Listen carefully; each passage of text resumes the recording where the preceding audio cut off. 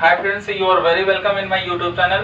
सो friends, आज हम session जो लेकर आए हैं वो सेशन है पीएच स्केल के। पीएच स्केल क्या होता है, पीएच क्या होता है, इसके बारे में हम लोग स्टडी करेंगे। और उसके बाद कैसे एसिडिटी बढ़ती है, कैसे बेसिसिटी बढ़ती है, इस जो एसिडिक नेचर होता है, बेसिक नेचर होता है, वो क्या होता है, ये सारी चीजें हम लोग चर्चा करेंगे। ठीक है फ्रेंड्स, तो आज आप इस वीडियो को देखिए। तो चलिए हम पीएच के बारे में बात करते हैं। तो पीएच क्या होता है, पीएच जो है ये पीएच जो है ये दिया गया था सोरेनसन के द्वारा, सोरेनसन के द्वारा दिया गया था। और जो सोरेनसन थे वो पीएच के बारे में क्या बताए थे कि जो सोल्यूशन होता है, ये जो सोल्यूशन होता है, जो सोल्यूशन होता है इसमें एसिड भी हो सकता है, इसमें बेस भी हो सकता है। सोल्यूशन में एसिड भी हो सकता है और बेस भी हो सकता है। अगर कोई भी सोल्यूशन है, अगर मान लीजिए कोई भी सोल्यूशन है उसमें एसिड आपने मिलाया है, तो जो वो सोल्यूशन क्या होगा, एसिडिक सोल्यूशन होगा। क्या फ्रेंड्स होगा, वो एसिडिक सोल्यूशन होगा। अगर मान लीजिए कोई भी सोल्यूशन है उसमें बेस है, यानी आपने बेस मिलाया है, तो वो सोल्यूशन का नेचर क्या होगा, बेसिक सोल्यूशन होगा। वो क्या होगा, बेसिक सोल्यूशन होगा। तो ये जो सोल्यूशन है, ये जो सोल्यूशन है एसिडिक एंड बेसिक, ये जो एसिडिक एंड बेसिक है ये फ्रेंड्स होता है नेचर। क्या होता है, नेचर। यानी जो सोल्यूशन है इसका नेचर होता है क्या, एसिडिक एंड बेसिक।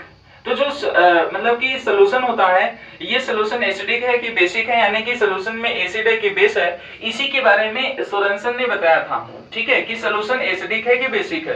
तो सोरेनसन ने क्या बताया था कि अगर सोल्यूशन, अगर कोई सोल्यूशन है, कोई भी सोल्यूशन है, मान लीजिए सोल्यूशन है और उसमें उस सोल्यूशन का जो वैल्यू है उसमें पीएच, पीएच का फुल फॉर्म होता है फ्रेंड्स पावर ऑफ हाइड्रोजन। क्या होता है friends, power of hydrogen, power of hydrogen. ठीक है, और उसके बाद जो सोल्यूशन है, अगर मान लीजिए सोल्यूशन है और उसमें पावर ऑफ हाइड्रोजन, पीएच का मतलब पावर ऑफ हाइड्रोजन, पावर मतलब क्या होता है, कंसंट्रेशन। क्या होता है फ्रेंड्स, कंसंट्रेशन। ठीक है, तो जो पावर ऑफ हाइड्रोजन है यानी हाइड्रोजन का जो कंसंट्रेशन है उसके अनुसार उसके ऊपर क्या करता है, सोल्यूशन डिपेंड करता है। ठीक है, जैसे मान लीजिए कि कोई सोल्यूशन है और उस सोल्यूशन में जो पीएच है उसका वैल्यू कितना है, 1 2 3 4 5 6 7 8 9 10 11 12 13 14,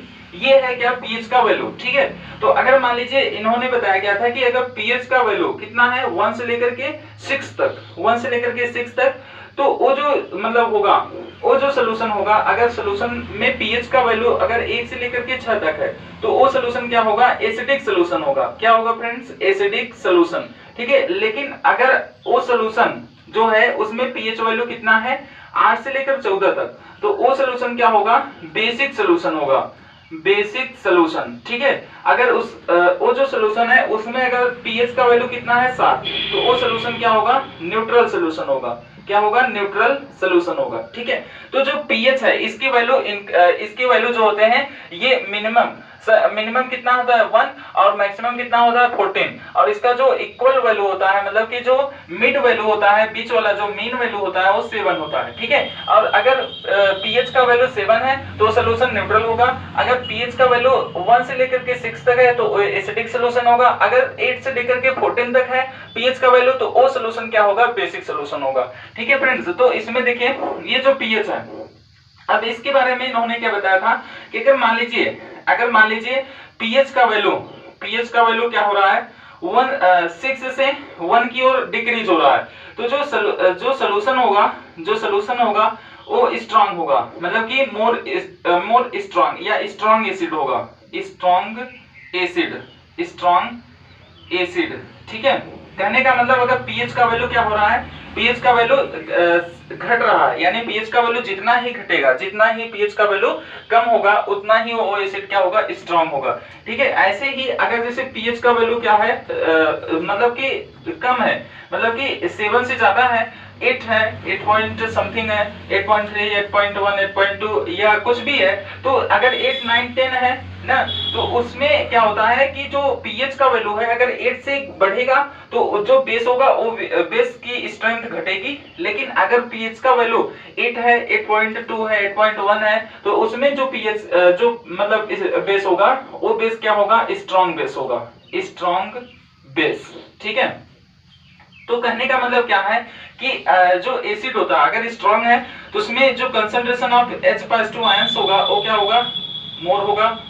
अगर उसमें अगर जैसे मान लीजिए कि यहाँ की बात करें तो यहाँ पर H का जो कंसंट्रेशन होगा वो तो कुछ नहीं होगा, वो 0 होगा, ठीक है। लेकिन जो OH का कंसंट्रेशन होगा वो क्या होगा, ज्यादा होगा। OH नेगेटिव आयन का, हाइड्रोक्साइड आयन का जो कंसंट्रेशन होता है वो ज्यादा होगा। क्यों? क्योंकि इसकी वैल्यू ज्यादा है 7 से, ठीक है। तो इस तरह से ये वैल्यू पीएच की वैल्यू बढ़ने या घटने से इसकी जो एसिडिक नेचर और बेसिक नेचर होता है वो बदलता जाता है, चेंज होता जाता है, ठीक है। अब इसके बाद हम लोग ये बात करेंगे जो पीएच है इसके बारे में और क्या बताए थे सॉल्यूशन। तो पीएच का एक फार्मूला दिए थे, ठीक है फ्रेंड्स। तो अब हम लोग इसमें फार्मूला देखेंगे। तो अगर आपको ये इस शॉर्ट स्क्रीन लेना है तो मैं अभी इरेज कर दिया हूं, इसके पहले आप वीडियो को पीछे करके शॉर्ट स्क्रीन ले सकते हैं। चलिए तो देखिए पीएच जो है इसके बारे में हम लोग और पढ़ेंगे।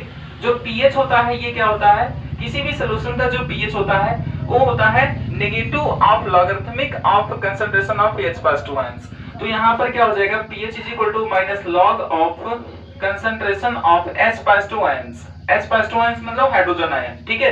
तो यहाँ पर मैंने कहा क्या कि जो H+2 आयंस है ये जो मतलब लार्ज ब्रैकेट है इसका मतलब कंसंट्रेशन। तो ये H+2 आयन की कंसंट्रेशन का जो लॉगरिथमिक होता है और नेगेटिव वैल्यू जो होता है उसी को हम pH कहते हैं, वो सॉल्यूशन का, ठीक है। तो हम कह सकते हैं कि pH of any solution is the negative of logarithmic of concentration of H+2 ions. Okay, H+2 ions के कंसंट्रेशन के नेगेटिव लॉगरिथमिक जो होते हैं उसी को हम क्या कहते हैं, pH ऑफ सॉल्यूशन कहते हैं, ठीक है। अब इसके बाद अगर हम इसको लिखना चाहें तो इसको हम एक तरीके से और लिख सकते हैं, pH इज इक्वल टू अगर माइनस लॉग है तो उसको हम लिख सकते हैं 1 log of concentration of H+2 ions, ठीक है फ्रेंड्स। तो इसको हम इतना लिख सकते हैं। चलिए अगर हम बात करें POH जो होता है इसको भी हम कैसे लिख सकते हैं, minus log of OH negative ions, ठीक है फ्रेंड्स। तो अगर हम देखें ये जो है POH इसको हम लिख सकते हैं क्या, इसको हम लिख सकते हैं 1 upon log of OH negative ions, ऐसे लिख सकते हैं। तो हम कह सकते हैं क्या कि जो मतलब pH है ये क्या है, ये H+2 आयन के pH जो होता है ये log ऑफ H+2 आयन के कंसंट्रेशन के इनवर्सली प्रोपोर्शनल होता है, ठीक है फ्रेंड्स। और उसके बाद ऐसे ये भी POH जो है ये log of OH negative ions के इनवर्सली प्रोपोर्शनल होता है। तो जैसे जैसे POH बढ़ेगा वैसे वैसे log OH नेगेटिव आयंस घटेंगे, ठीक है। तो अगर और बात कर ले हम, जैसे अगर हम बात करें H+2 ion concentration into H+2 ions into OH negative ions, ठीक है। तो इसका वैल्यू होता है 1 × 10⁻14 मोल पर लीटर, ये होता है, ठीक है। कहने का मतलब कि किसी भी सॉल्यूशन में जो H+2 आयन की कंसंट्रेशन और OH नेगेटिव आयंस की कंसंट्रेशन होती है उनके प्रोडक्ट जो होते हैं वो कांस्टेंट होते हैं, हमेशा कांस्टेंट होते हैं। और कितना होता है 1 × 10⁻14 मोल पर लीटर, ये होता है क्या, product of concentration of H+2 ions and OH negative ions. Okay, तो अगर हम इसमें दोनों साइड लॉग लें तो ये क्या हो जाएगा, लॉग ऑफ H+2 आयंस, और यहाँ पर क्या हो जाएगा, अब देखिए यहाँ इनटू है तो यहाँ पर प्लस हो जाएगा, plus log of OH negative ions is equal to, और यहाँ क्या हो जाएगा, लॉग ऑफ 10⁻14 ये हो जाएगा फ्रेंड्स, ठीक है। अब इसके बाद इसको अगर हम लिखना चाहें तो ये क्या हो जाएगा, log of H+2 ions plus log of concentration of OH negative ions is equal to,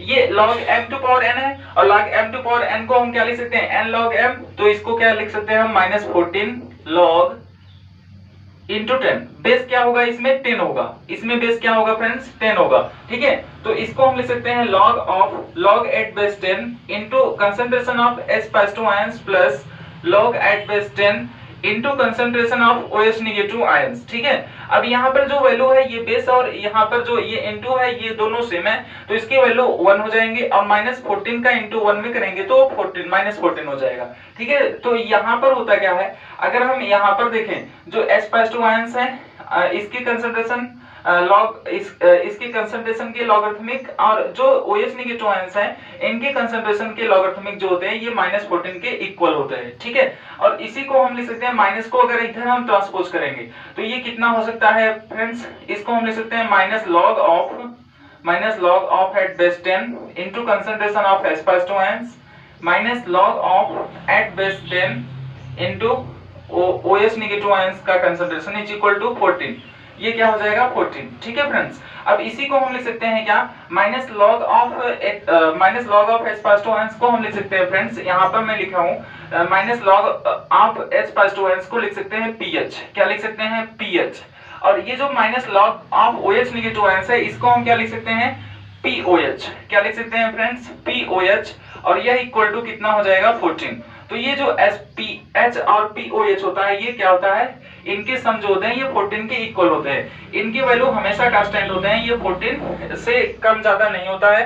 तो फ्रेंड्स मैंने आपको क्या बताया, pH जो होता है pH is the negative of logarithmic of concentration of H+ ions, or you can say POH is the negative of logarithmic of concentration of OH negative ions, और जो प्रोडक्ट ऑफ H+ आयंस का concentration and OH negative ion concentration is always constant and that is equal to 1 × 10⁻⁴ mole per litre. अब यहाँ दोनों side log लेंगे, आगे हल करेंगे तो आपको ये वैल्यू मिलेगा। ओके फ्रेंड्स, तो आज इतना ही। अगर आपको ये वीडियो पसंद आए तो इसे लाइक शेयर सब्सक्राइब करिए। तो friends goodbye, take care of your health.